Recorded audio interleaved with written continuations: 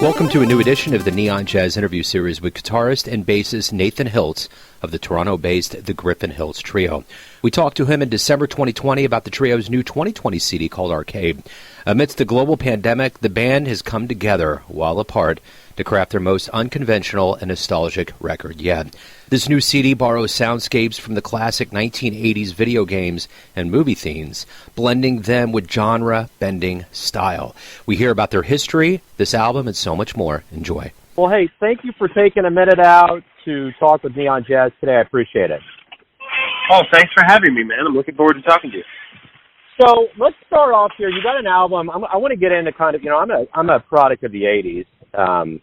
So, when I see Arcade and see the references to all of the things that I was used to as a kid, there's a intrinsic excitement that kind of starts brewing within me. But I guess before we get to that, you're releasing an album during a pandemic as if there's any other option. But what are your feelings on that? Well, to be honest, the pandemic gave us an opportunity to get it done.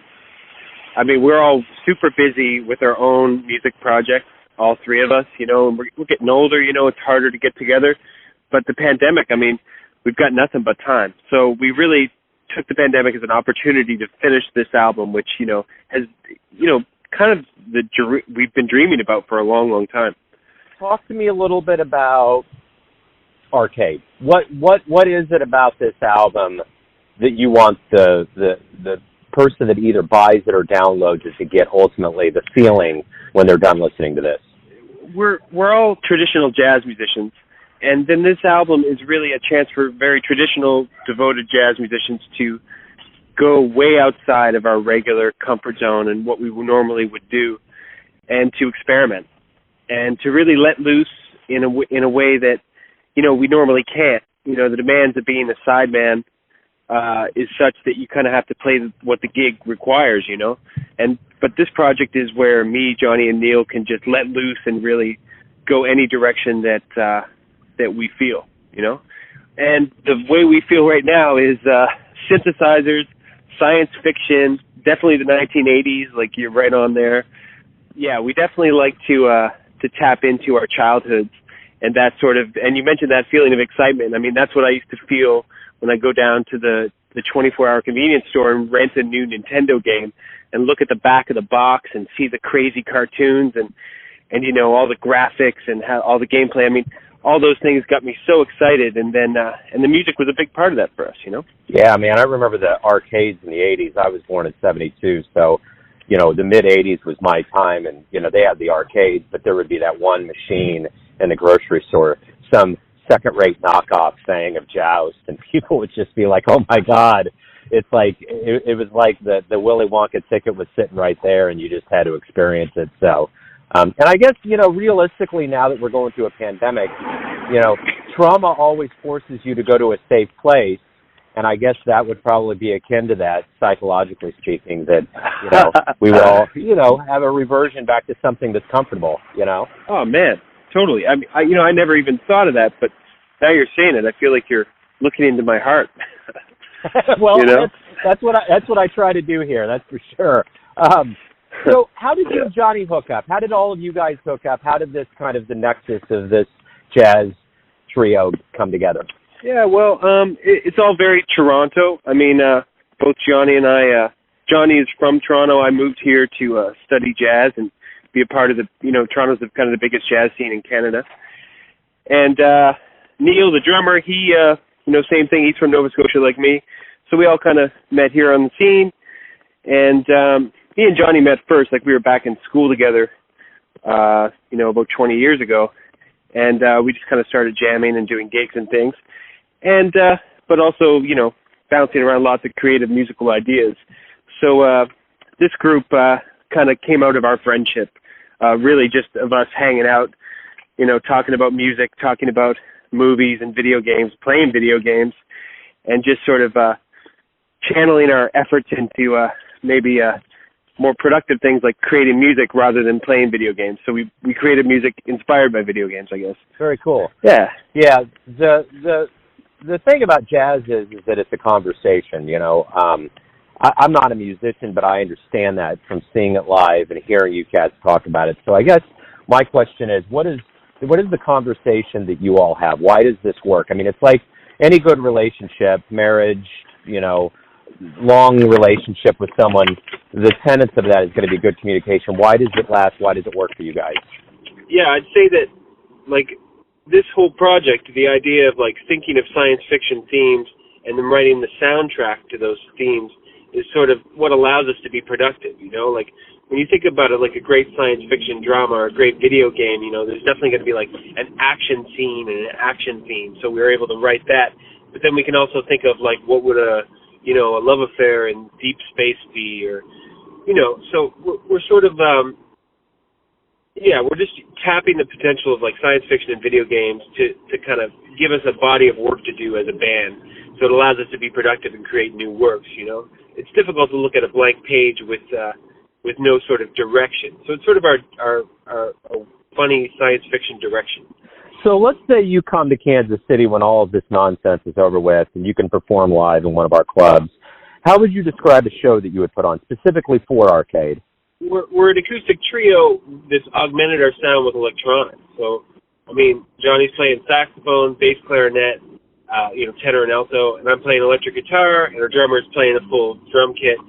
But I'm also playing bass pedals from a Nord organ, hooked up to a couple different monophonic Moog synthesizers. And Johnny also has a keyboard synthesizer that he uses. His is, I think you can do 3 or 4 voices with his. But there's no looping, though. Everything is executed live, So I guess you'd say we're all kind of doublers. The one thing, with the tapestry of this pandemic is pretty heavy, and I used to always ask how healthy jazz is. And I know through Ernesto, Toronto's got a lot of cats, a lot of things going on. It's one of probably my top places that I interview because Ernesto's so good about getting me musicians and coming through. And the thing that blows me away about this is one musician, the amount of gigs that one musician has lost this year is staggering. Have you ever thought about how insane that is? And the fact that anybody would question the strength of jazz after 2020 would probably be a moot point. So, man, all the gigs have disappeared. It's kind of crazy, but I definitely agree with you that the jazz is strong. I mean, jazz is not going anywhere because people are making more music than ever, and everybody is there online adapting and using technology to do live streams, But I would say something, we all lament that the scene has changed, that it's not as good as it used to be, clubs are disappearing and that kind of thing. But I would say that, if they are disappearing, maybe it's because we're not doing our job right. Like, I think jazz musicians have to create great, exciting music. It's on us to make music that fills up the clubs. And if the clubs aren't full, then maybe we have to do our job a little bit differently, Yeah, I agree. But I think life just changes. I mean, everybody's like, well, we need to go back to what it was before, normal. That's gone. It's never going to come back. I mean, our lives are like, and I'm not trying to be dark. It's just the way it is. Life is not something that stays in some level of stasis. It's in constant motion. So one way or another, because quite frankly, you're not getting into this for the money, Now, if we're talking Justin Bieber, somebody that's really big, there's market forces that are going to change and shape how that rolls. But you guys are really the ones that are the artists, the marketers, the business people. So you're right. It's really up to you guys. But, the world's going to change no matter what we think. I mean, we've all been rendered powerless with this. And, I really truly believe that jazz is just really like one of the, it's a human thing. It's not it's something that's going to exist no matter what. I mean, I think it's just one of the highest expressions of music. And no matter what the technology, no matter how we consume it or where we consume it, it's going to keep on evolving and coming out of us. So when we do return, when this happens, whenever that is, we're still kind of shrouded in ambiguity, but a vaccine's awfully good for all of us to kind of collectively think and heal about. So when you get on stage, we get in the audience, what do you hope you realize about this very long absence from live music? Oh, well, I mean, it's a little bit of a cliche these days, but, I mean, it's gratitude. I'll never take another gig, another performance, even another interaction with another human being face to face for granted. I mean, I just really think I just look back at these gigs where I was like, feeling tired or feeling like, I didn't want to be there, or, everything wasn't right or whatever, and just thinking, how could I be such ungrateful person to think that this would just last forever? And I mean, I think that's what we all learned, is that this doesn't last forever. Life is precious. Every day is precious. Every gig is precious. So we have to make the most of it and express ourselves hard and loud. Everyone has a perception of you, your family, your friends, your fans. You're the one living your life. Who do you think you are? Man, that's a good question. I have no idea. I don't know who I am. We can stick with that. I mean, I guess, there's roles we play, right? Guitarist, I don't know, father, husband, and, I don't know, Christian, son of God, I don't know. There's so many things, right?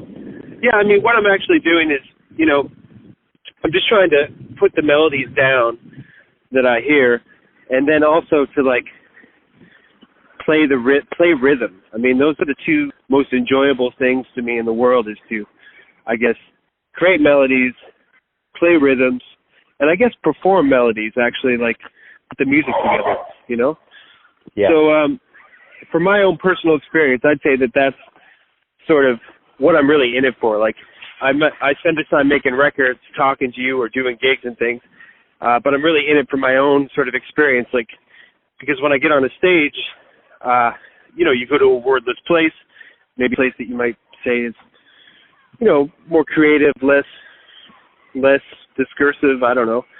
So I'm kind of in it for that. I'm always seeking pleasure. It's not even pleasure. Seeking that experience. Right on.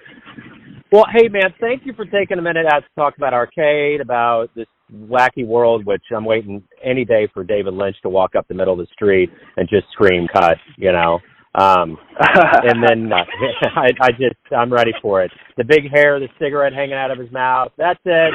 It's over with. Hopefully that would be a great one. Do that. Oh, my God. So, hey, thanks for taking a minute out. Good luck with the album and surviving this thing we're living through.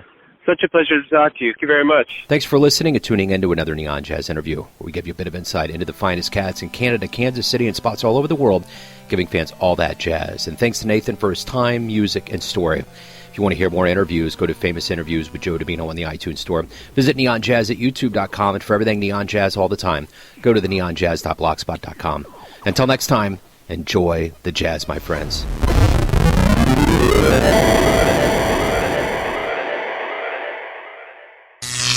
Neon Jazz.